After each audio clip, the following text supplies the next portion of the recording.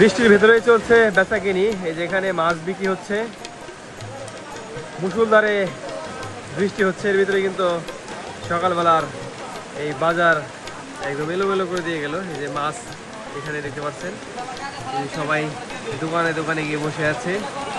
খুবই খারাপ অবস্থা সকালে।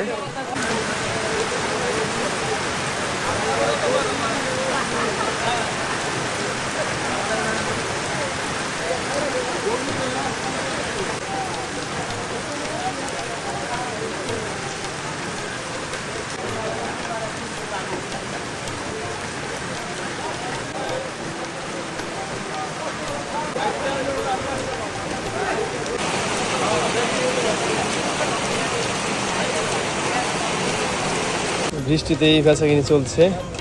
মাছ দুধ কত করে বিক্রি করেন ভাই? 60 টাকা করে দুধ বিক্রি হলো। সবাই আটকা পড়ে গেছে আজকের এই বাজার।